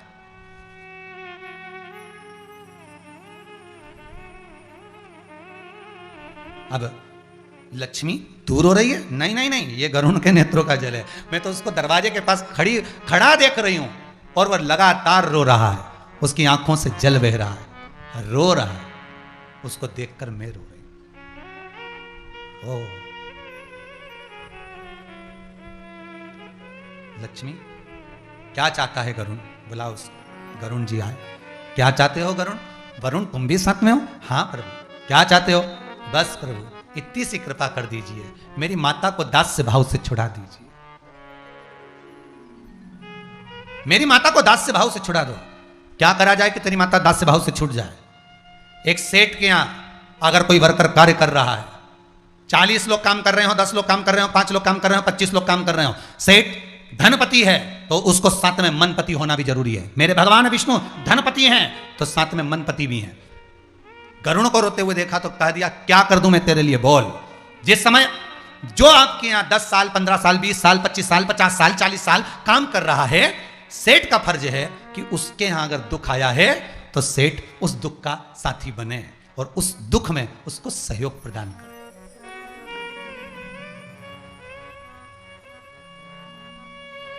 उस दुख में वो शामिल हो, उस दुख का वो आनंद, वो जो पल है उसको मिटाने का प्रयास करे। बोल मैं क्या करूं तेरे लिए, बस मेरी माता को दास्य भाव से छुड़ा दीजिए। क्या करना पड़ेगा? अमृत का कलश चाहिए। भगवान विष्णु बोले गजब की चीज मांगी है। जिस अमृत के कलश के लिए देवता झगड़े, राक्षस झगड़े, असुर झगड़े, गंधर्व नाग, सब जिस अमृत कलश के लिए झगड़ा करते रहे, वो अमृत का कलश तुझे चाहिए? हाँ प्रभु, बस कृपा कर दो, वो अमृत का कलश मुझे दे दो। भगवान विष्णु ने लक्ष्मी जी से कहा, लक्ष्मी अमृत का कलश तुम मेरे को देना है एक बार, और वो अमृत का कलश इसलिए देना है क्योंकि ब्रजमंडल में, ब्रज की भूमि पर जब मैं कृष्ण बन कर जाऊंगा, और उस ब्रजमंडल में जब मैं ब्रज की भूमि पर कृष्ण बन कर जाऊंगा, उस समय पर जब मैं कालिया नाग का मर्दन करूंगा, उसका विष यमुना जी के जल में चारों तरफ रहेगा। जिसका जल पीकर गाय मर जाए, कालिया नाग का विष कितना प्रबल था, सहस्त्र हजारों फण जिसके हैं, जिसका जल पीकर गाय मर जाए, जिसका जल पीकर मनुष्य मर जाए, तो क्या मेरे प्राण नहीं छूटेंगे? मैं भी तो मनुष्य बनकर जा रहा हूं। पर ये अमृत में आज अगर गरुण को दूंगा, और गरुण ये अमृत लेकर जब जाएगा किसी स्थान पर गरुण जी महाराज जब इस अमृत के कलश को रखेंगे, अमृत के कलश को जब गरुण जी महाराज रखेंगे और अमृत का कलश जमा रखा रहेगा, उसकी एकाध बूंद नीचे गिरेगी तो उसका सुख मुझे भी तो मिलेगा। तो तो भगवान ने गरुण जी से कहा, गरुण जी तुम लेकर जाओ अमृत का कलश, मना नहीं है, पर कहाँ लेकर जाओगे, और ले जाते तुम इस अमृत के कलश को थक गए तो गरुण जी ने कहा प्रभु आप बताओ क्या करना है। भगवान ने कह दिया ले आते काम करना है, ब्रजमंडल में यमुना जी के घाट पर इस अमृत के कलश को पहला विश्राम देना, ठीक है। दूसरा विश्राम, अमृत के कलश को कद्रू के हाथ में मत देना, अमृत के कलश को भूमि पर रखना, ठीक है।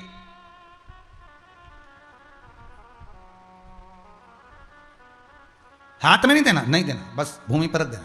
बाकी के तूने तो एक बार कह दिया ना कि कद्रू से, और कद्रू से कह देना बड़ी माँ ये अमृत का कलश ला दिया, अब ये तुम्हारा हो गया, तुम इसका प्रयोग करो, तुम्हारी मर्जी, ठीक है, ले अब माता को एक बार दे देना ये, और तेरी माता को दास्य भाव से छुड़ा लेना, बाकी की लीला मैं कर दूंगा। गरुण जी को नहीं मालूम था कि कैसी लीला करेंगे नारायण। अब भगवान ने दोनों लीला बड़ी विचित्र करी है। गरुण जी महाराज अमृत के कलश को जब लेकर गए, ले जाकर यमुना के घाट पर रख दिया, फिर अमृत का कलश ले गए, उस अमृत के कलश को ले जाकर कद्रू से कहा बड़ी माँ ये अमृत लाकर दे दिया है, ये रखा। माता ने उसका स्पर्श भी कर लिया, देख भी लिया, कलश को रख भी दिया। माता ने क्या चतुरता करी कि इस कलश को कोई दूसरा ना ले जाए, तो कुसा से, कुसा का जो आसन होता है उस कुसा से, उस डाब से, कुसा से उसको ढक दिया, और कुसा से ढका। इतने में इंद्र दौड़ता हुए आए ऐरावत पर, और उन्होंने देखा अमृत का कलश रखा है, और बीनता देवी दास्य भाव से छूट चुकी है, बीनता लेकर गरुण जी चल दिए हैं। उसी समय पर इंद्र ने आकर उस अमृत के कलश को उठाकर ले जाने लगे। इतने में जैसे ही अमृत का कलश जाने लगा, जाते ही उसी समय पर कद्रू को क्रोध आया, और कद्रू छीनने लगी, छीनते हुए अमृत भूमि पर गिरा, एक बूंद झलक गई। देखा इंद्र ने कि बूंद झलकी है, तुरंत इंद्र ने ऐरावत से कहा जल वृष्टि कर दे, और जो जल वृष्टि करी, जल वृष्टि करते ही जितना कुसा पर, जितना डाब पर वो अमृत का भाग गिरा था, सब भूमि ने ग्रहण कर लिया। भूमि ने अमृत इंद्र ले गए, देवलोक में वापिस रख दिया। कद्रू आई, कद्रू ने अपने पुत्रों को आते हुए देखा, 1000 सांप सब आ गए। पुत्रों ने कहा मां अमृत कहाँ है? माता ने कहा यहीं रखा, तब इंद्र चुरा कर ले गया, पर थोड़ा सा गिर गया है, तुम लोग चाट लो। और सांप ने अपनी एक जिह्वा से जैसे ही कुस्सा को चाटना चालू करा, उस कुस्सा के तेज बार से सांपों की जीवान बीच में से कटती चली गई।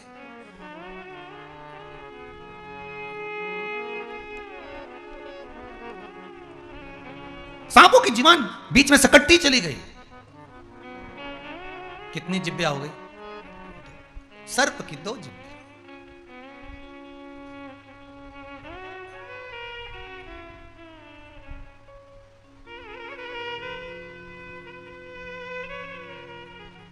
उज्जैन के महाकाल बाबा के मंदिर के ऊपर नाग पंचमी के दिन नागचंद्र का दर्शन होता है।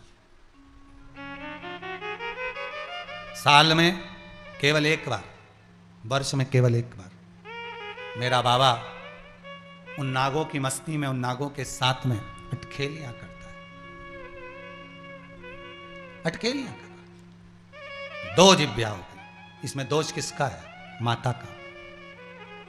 जो शब्दों का संबोधन कहा गया है, जो शब्द बोले गए हैं, कहे गए हैं, वो वापिस एक जिब्या से नहीं 2 जिब्या से आ रहे हैं। आप किसी को कुछ देते हो वो अधिक बढ़कर ही मिलता है। आपने अगर किसी को कुछ दिया है तो बढ़कर मिलेगा। वो द्रौपदी ने भगवान कृष्ण के हाथ में जब चोट लगी, अपना चीर फाड़ा, उसको हाथ पे लपेटा। भगवान उस चीर को लेकर गए, रुक्मणी को दिया। रुक्मणी ने पूछा इसका क्या करूं, इसमें रक्त लग रहा है। भगवान बोल रहे हैं इसका एक एक धागा निकाल के गिन। रुक्मणी बोली फालतू में ही मिली, तो इस चीर का धागा निकाल के गिनूंगी। रुक्मणी ने सत्यभामा से कहा तुम गिनो, सत्यभामा ने जामवंती से कहा तुम गिनो, कालिंदी से कहा तुम गिनो। कोई गिनने को तैयार नहीं, सारी की सारी एक साथ बैठ गई। भगवान ने कहा गिन लिया क्या? नहीं, भगवान के सब मिलकर गिनो। सारी एक साथ बैठी और एक एक धागा गिनने पड़ी। 9,999 धागे थे। भगवान से रुक्मणी जी ने कहा क्या करोगे इसको गिनवा के, फालतू का माथा पच्ची करो, तो बताओ इतना धागा गिनवा दिया तुमने, अब करोगे क्या? भगवान बोले उस द्रौपदी ने दिया है, दुनिया के लोगों को लगा चीर दिया है, पर 9,999 जब दुशासन ने चीर खींचा, भगवान ने तुरंत रुक्मणी से कहा कितनी साड़ी धरी तेरे पास, जल्दी निकाल के ला, अलमारियां खाली करो, जल्दी लाओ। तो इतना बड़ा पोटला बांध के कहां ले जाओगा? भगवान रुक्मणी जी पूछी सतभामा जामंती काले इतनी साड़ियां लेकर कहां जाओगे? भगवान बोले याद कर क्या, और द्रौपदी ने मेरे हाथ में चीर बांधा था, उसमें कितने धागे थे कि 9,999। आज द्रौपदी को लौटाने का समय आ गया। तो रुक्मणी जी बोली उन्हें तो इतना सा बांधा था, तो बांधा भले इतना सा, पर धागा तो ज्यादा था। धागा ज्यादा है कि नहीं? धागा ज्यादा था।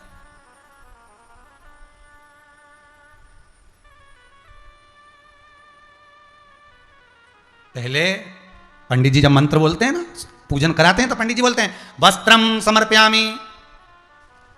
तो माताएं क्या करती थी, जो हाथ में कलेवा बांधते हैं ना, नाड़ा, मौली, उसको काट के रखती थी थाली के अंदर, अच्छा मोटा मोटा धागा रंगीन, उसको काट के रखती थी। जैसे ही पंडित जी ने कहा वस्त्रम समर्पयामि, इसने उठाया, वस्त्र चढ़ा दिया।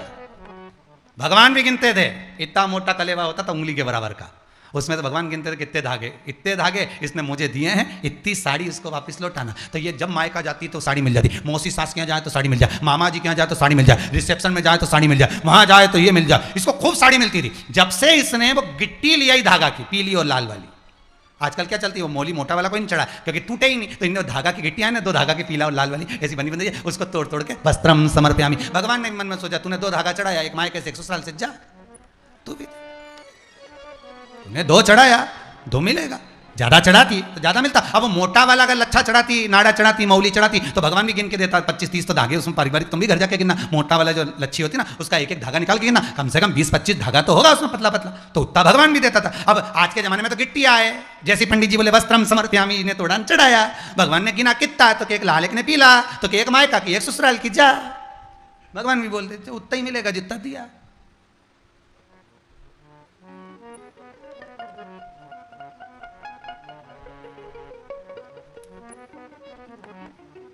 अब सीधी बात है साहब, टिकट करवाया स्लीपर का, बैठ गए एसी में, और उससे टीसी से कह रहा है फालतू की बात करना मत, तुम हमें पहचानते नहीं हो। तो टीसी वाला पहचानने से क्या मतलब है, टिकट तो तुम्हारे पास में स्लीपर का, बैठे एसी में हो, तो क्या हुआ, ट्रेन तो है नहीं, ट्रेन तो है पर बोगी अलग अलग है, तो क्या हुआ, यहाँ का आदमी के वहां बैठ देना। अब वो मानेगा क्या? नहीं, जैसा तुमने करवाया है वैसा तुम्हें फल की प्राप्ति, अर्थात तुमने जैसा टिकट करवाया वैसा बैठने को मिलेगा, जैसा तुमने दान करा वैसा तुम्हें मिलेगा, जैसा तुमने पुण्य करा वैसा तुम्हें मिलेगा, जैसा तुमने सत्कर्म करा वैसा प्राप्त होगा, जैसा तुमने भजन करा वैसा मिलेगा, जैसा तुमने कपट करा वैसा तुम्हें मिलेगा। तुम अगर किसी पर छल प्रपंच करते हो वैसा ही तुम्हें प्राप्त हो, वैसा ही मिलेगा। करेले का बीज लगा रहे और क्या में केरी हो जाए, भगवान भी सोचे हो करेला लगाया है तो केरी कहां से आएगी, करेला करेला ही रहेगा, केरी नहीं हो सकती, मिले कैसे, प्राप्त कैसे हो? महाराज शिव पुराण कह रहे हैं सर्प की 2 जिभ्या हो गई, सर्प की 2 जिभ्या। अब कद्रू को तो क्रोध बहुत आया, इतना क्रोध कि देवताओं ने हमारे साथ छल कर दिया। ये अमृत का कलश जो दिया था कद्रू को, ले जाकर रखा था जहां एक स्थान यमुना जी के घाट पर, जब भगवान कालिया नाग का मर्दन करने के लिए कूदेंगे यमुना के जल में, तब भगवान को अमरतत्व कौन प्रदान करेगा? तो भगवान, आप कभी श्रीमद् भागवत कथा अगर सुने होंगे तो आपने उसमें पढ़ा होगा, सुना होगा कि यमुना जी के तट पर जितने भी हरे भरे वृक्ष होते थे, कालिया नाग के विष के कारण यमुना जब दूषित होती थी तो उसके तपन से आसपास के वृक्ष सूख जाते थे। यमुना जी के घाट पर जितने वृक्ष लगते थे सारे सूख जाते थे।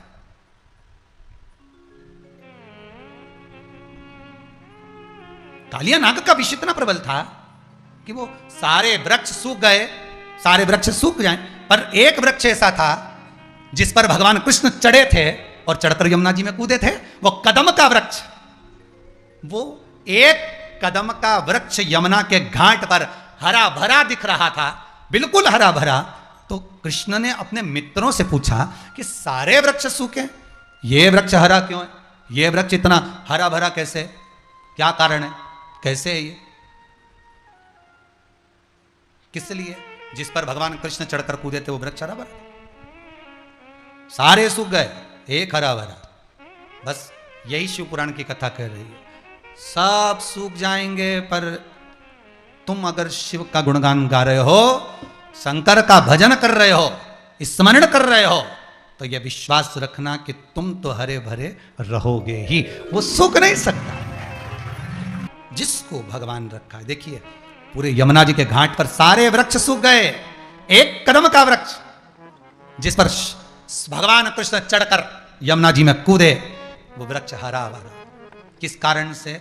क्योंकि जब ये अमृत का कलश आया था, यमुना जी के घाट पर रखा था, उसकी एक बूंद उस कदम के पेड़ के नीचे पड़ गई थी, जिससे सारे वृक्ष सूख गए, पर वो कदम का वृक्ष नहीं सूखा, वो हरा भरा बना। वही अमृत की बूंद है शिव महापुराण की कथा।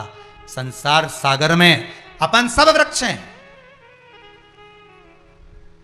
संसार सागर में अपन सब वृक्ष हैं, पर संसार सागर के सारे वृक्ष सूख सकते हैं, पर शिव की अमृत का अगर एक बूंद मिल गया, शिव महापुराण की एक अमृत बूंद हमको मिल गई, तो फिर आप सूख नहीं सकते। बाबा आपको साथ कर रखेगा।